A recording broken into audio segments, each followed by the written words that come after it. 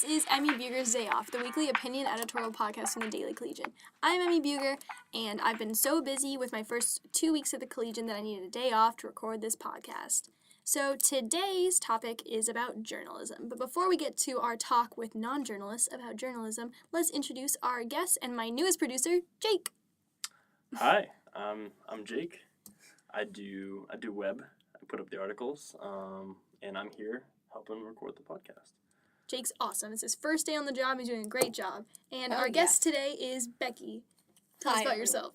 Hi, I'm Becky, assistant news editor at the Collegian, also copy editor, and I'm a journalist, and I'm the subject of today's podcast. Great. So, the subject of our podcast today is journalism with non-journalists. So the three of us, all of us work for the Daily Collegian, but none of us are journalism majors. We do some journalistic things, but we're not, hardcore journalists. Really, you're not, Emmi? No, I'm not. Oh, I thought you had journalism attached as one of your majors. No, I don't, actually. That's refreshing. But yeah, so we have non-journalists. So, Becky, I wanted to have you on to talk to you a little bit about being a non-journalist in a journalistic setting. So, can you just tell the listeners a little bit about how you got interested in journalism, how you got involved with the Collegian, kind of like your story and your path to literally this moment right now. Sure. Should I also share my major in the process? Oh, of course, yeah. Okay. Anything you want, like how you got to UMass, Yeah. I don't care, anything. Okay. Well, I'm an anthropology major because I like individual storytelling, and I also like the linguistic aspect of anthropology, so I like listening to every word that people say, the way they say it, and the history behind that. And how who they are and where they come from impacts what they're saying. So I joined the Collegian last spring as a contributor for the op-ed section, and I joined out of pure interest. I didn't really know what I was getting myself into. I was like, yeah, I'll go to this info session. Why not? So yeah, I went. It was a little nervous at first because I was like, oh, I've never written an article before. And I get nervous about writing, but it turned out pretty good. Great. Yeah, and you wrote some articles that I edited for op-ed, and that's where we first met. Yes, Emmi and I first met at the meeting. She was my assistant editor. Yeah, I had only written a few articles last semester, but it was a good foray into journalism writing. Definitely. So how did you get involved with the reporting aspect? Because I remember sitting down at BOE and you being there right next to me. I was like, Becky, what? And it was like the coolest thing, but I was not expecting it at all. So can you tell us about how you got into that position? Yeah, sure. So after writing for op-ed, like winding down the semester, I was like, do you know what?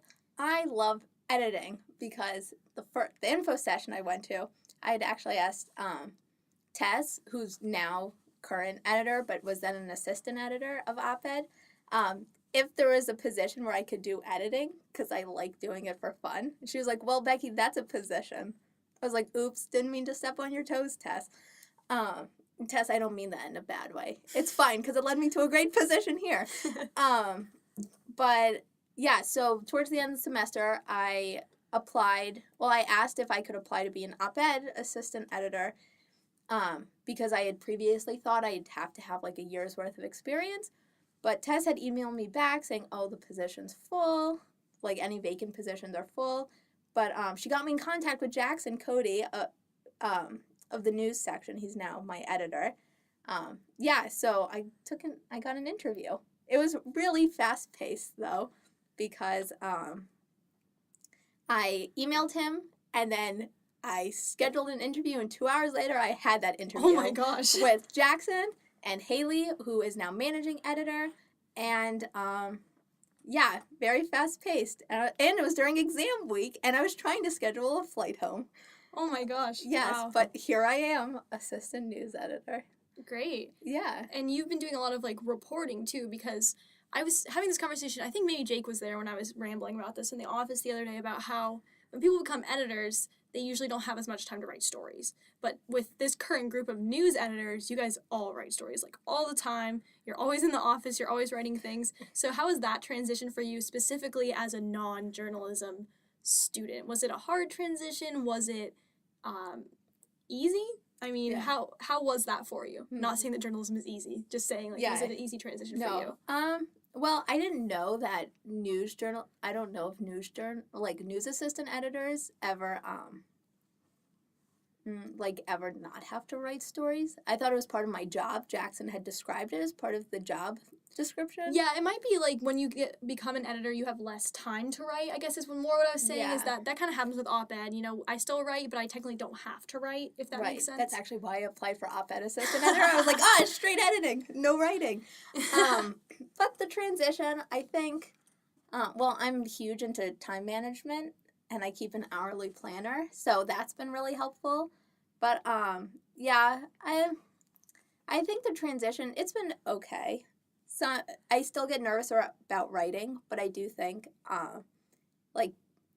having the obligation to write at least once a week has really strengthened my writing skills and also the pace in which I write. Mm-hmm. So I don't think it's bad. I'm not afraid of a challenge. Mm-hmm. They're great. If I wasn't challenged, why would I be here?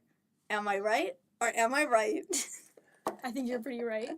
Thank you. So I did an internship this summer that was for the ACLU, and it was like it actually had a lot more journalism than I thought it would be. So I had to like cold call people, and like some of the parts of being a journalist are really awkward. Like if you're not used to it, it's really awkward. Right. Like talking to people. And I love talking to people, but like calling a professor and asking for a quote about something, it's really scary. So have you had any really like awkward moments so far? Any like or interesting stories or interesting articles that you've had that you would want to share with us? Part of being going along with being an anthropology major, I love talking to people and I want to hear everyone's stories. So I don't mind coming up to people, and I also used to be part of the International Socialist Organization's local chapter, and I was handing out flyers and inviting people to meetings, and that was going out and talking about a subject that's way more esoteric. Within our current society. I know, esoteric is such a great vocab word. That was a good vocab word. Yeah, it was. But, so I don't mind it. I think the only thing is that, because I'm a journalist, I'm like, okay, well, people would obviously get back to my emails and would want to, go along with interviews and answer my questions. But then I have to, put myself in the perspective of someone who's not a journalist. And not everyone always has the time. Mm-hmm. But for me, it gets frustrating because it's like, this person had a great quote, but I don't know what their name is, or they didn't tell me their major, or they didn't even get back to my email, which is a shame. So hunting down people. Yeah, but that's okay. I'm always I'm always walking around, and I'm usually finding someone to talk to. Yeah, so it's good. Cool. It's good. So do you ever miss the opinion section? We miss you, but I mean, do you miss being able to express your own opinion? Is writing from an unbiased perspective, is that a new concept for you? Because I know for me, it's very difficult, especially when you're talking about very partisan issues, Right. Very controversial issues. You know, it's really hard to keep your bias out of it. So how do you cope with that? Yeah, well, wait, hold on. Can you restate the question? And then edit this whole restatement out. Okay. Thanks. So, oh my gosh. So when you're writing for news, you can't be biased in a sense. Of course, you know, all newspapers have some kind of bias. It happens. We're all human. That's how it works. And so unlike opinion writing, where you can literally say what your opinion is and how you feel, in journalism, when you're reporting a story, you can't let your own personal biases or personal views impact how you report the story, what you say about the story.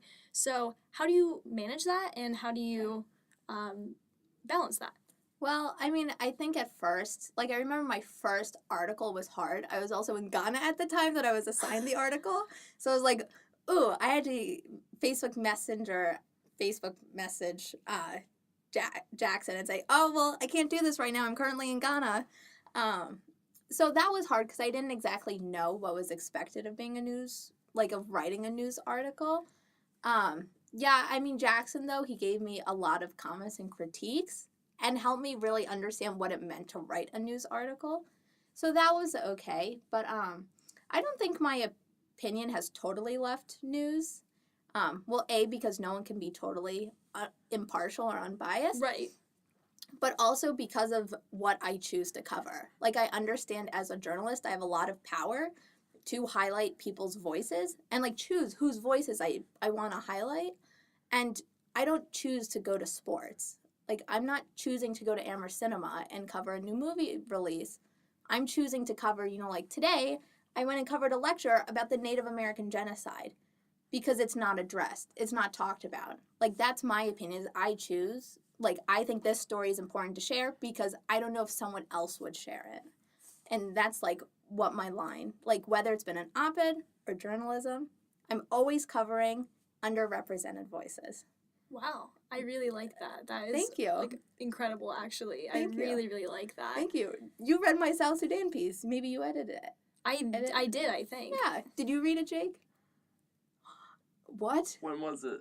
It was last year. It was an op-ed about, I even wrote about the racism of the media, but I feel like I must have then, because I read pretty much every paper last year. Yeah, tell our listeners a little bit about it. Okay, so I have been, so there's like certain group, like I've been raised with a social justice initiative. So like it's always been a part of me to look into certain groups, but I've been very interested in the Sudanese crises since 2006, maybe. Oh, wow. So it started with the genocide in Darfur, which has gotten more press than what's currently happening.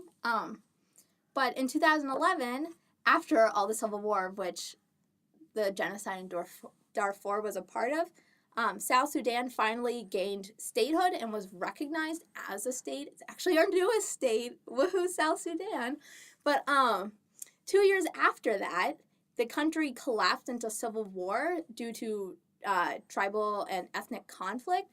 And right now there's actually a genocide going on that no one addresses because the people affected are Black and they're dark. And I think we forget why we choose not to cover it. Like, we don't want to hear about it, yeah, because it's upsetting, but it's much easier to talk about the Jewish Holocaust. And by the way, everyone, I'm Jewish, so don't get on me for being anti-Semitic or anything.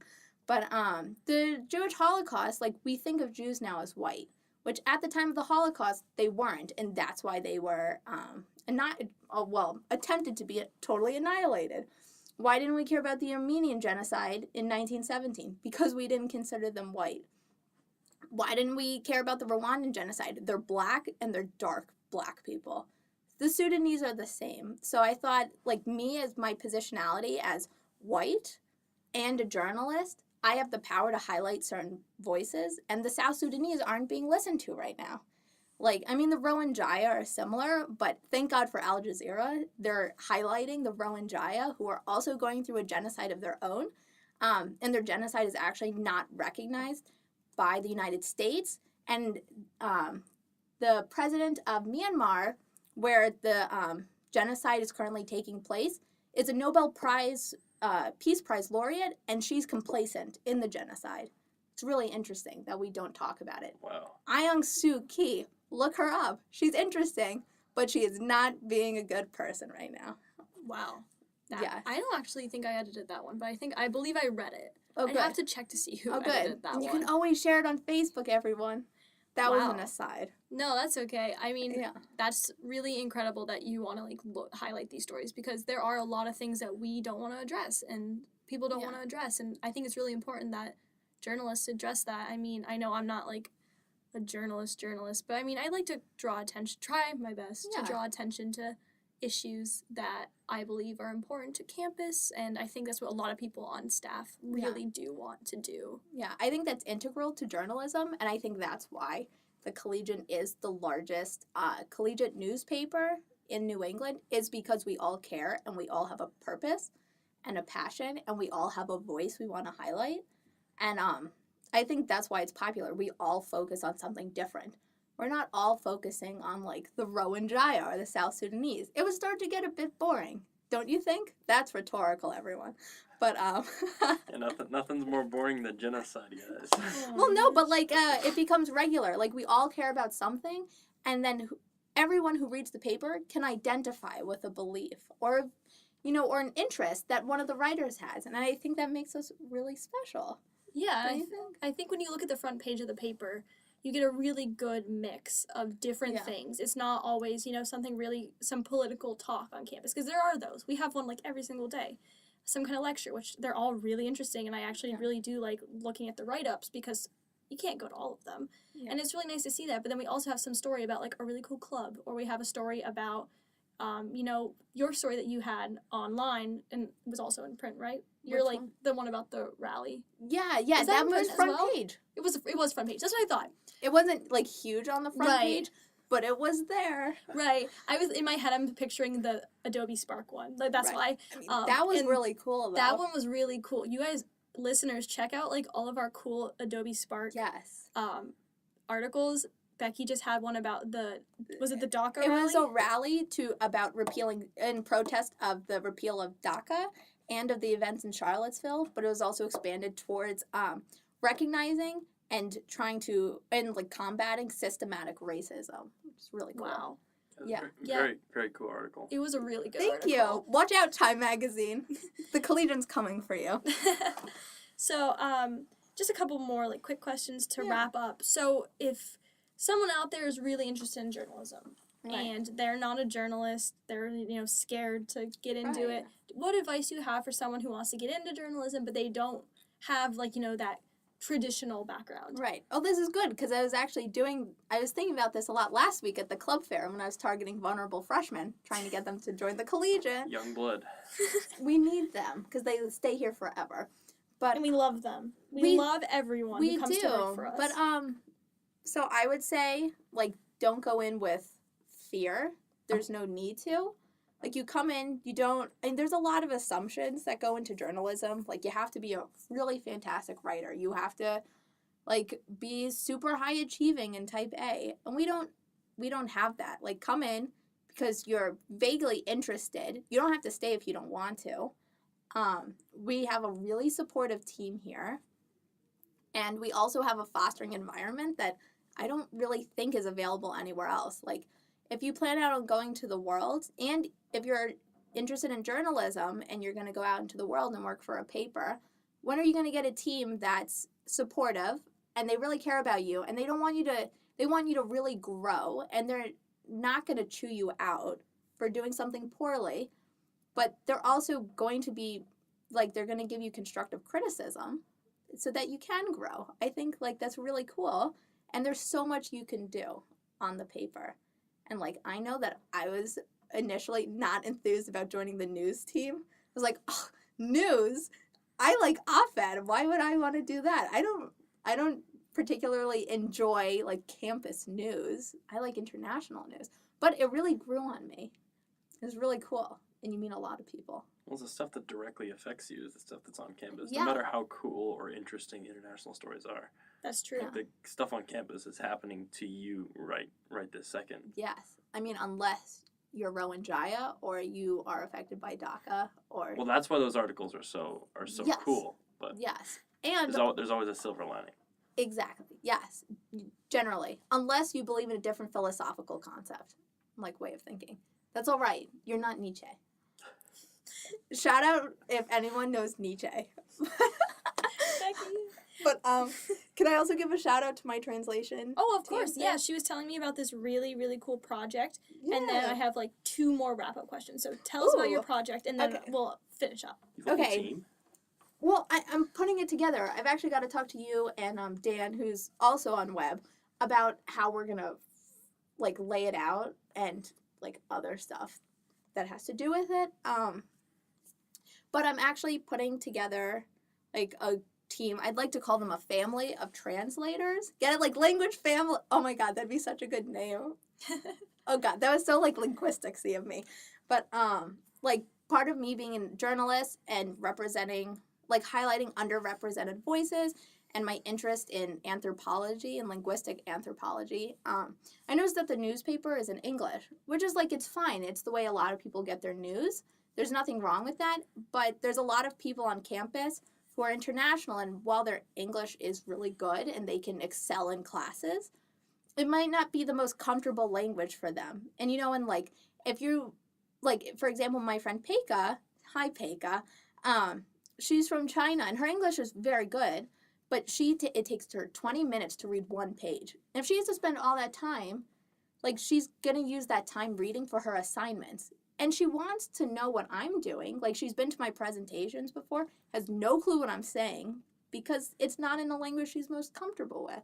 So it'd be really cool to have, to translate news articles and, like, eventually other sections of the paper into other languages so that our international students and friends and family of all students can read in a language they're most comfortable in and be connected to the community in a way they're most comfortable. I mean, because as Supaswamy says, you matter at UMass. And what better way to say that you matter is through language connection. Wow, that's really cool. Thank you. I'm really excited for. Thank I'm really you. excited to hear about this. Yes. Yes. I'm also looking for native speakers and or bilinguals for my translation team. Great. Yes. So, 2 questions. Yes. Do you think that this position has really opened your eyes to like a lot what's going on campus? Do you feel more informed? Do you feel more involved? Like, how do you feel? Like, what has this experience done for you, like, internally, I guess? Right. So that sounds kind of awkward. But No. you know what I mean. I do. Okay, so let me reflect for a moment. Okay, so, yeah, I think I've been more connected to the community. I'm more connected to the Collegian because before I was only a contributor, which means that I would submit articles on my own timeline.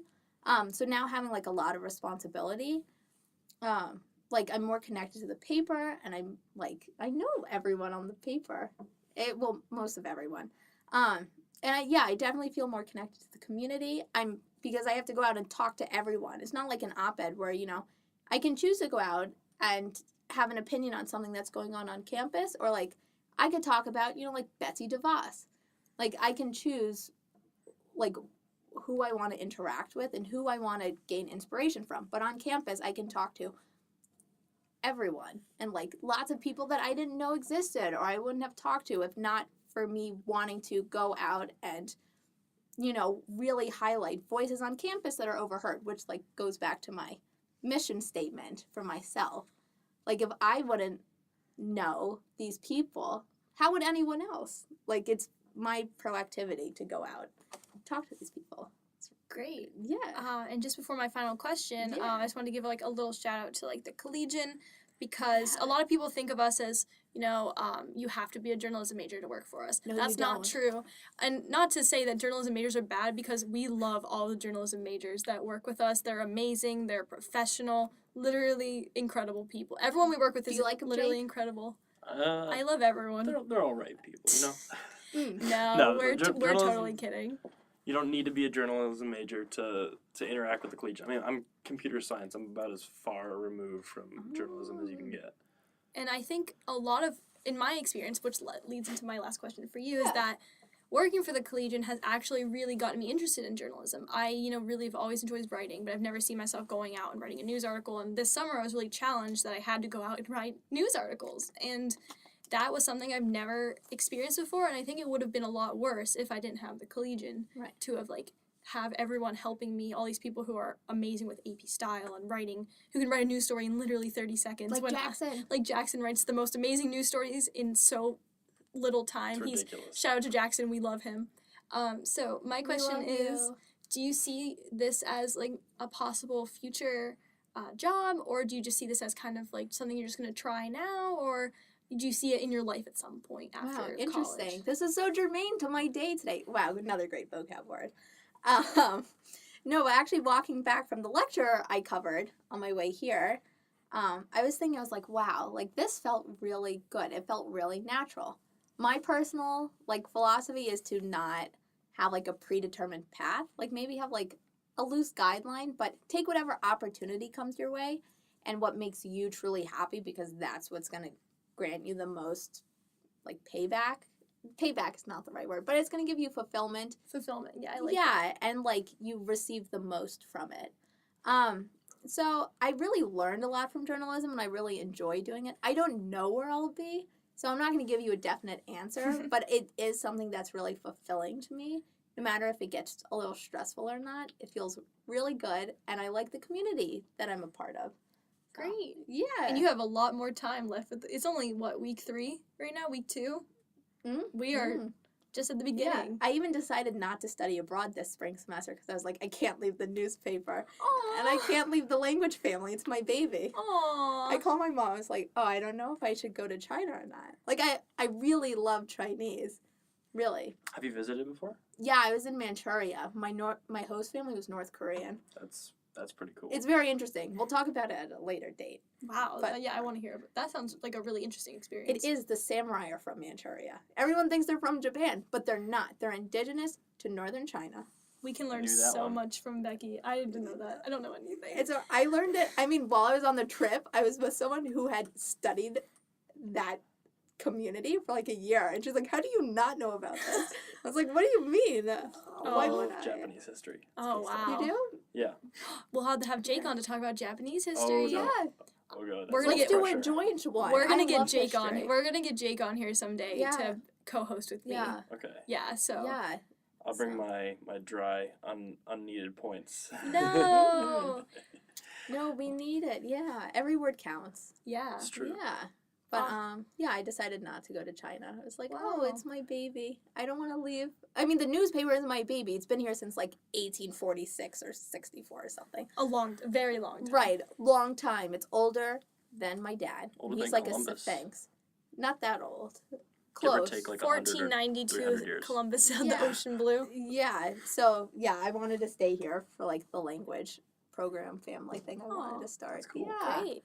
Yeah, it's really cool. And check that out. It's actually going to be running this Saturday afternoon. Telling you now, Jake. It's going to be available in 3 languages: Spanish, Vietnamese, and Korean. Wow. Yes. That's pretty awesome. Right. Yes, and I'm getting more languages. So if you know any, doesn't matter if you think that no one wants to speak it or not, come email the Collegian. Yeah, even if news it's at just for Collegian. yourself. Yeah, I mean, anyways, like, if you don't speak it, like, I'm not fluent in Spanish, but I've got family friends who are from Guatemala. What if they, like, yeah, they speak English, but it's not comfortable?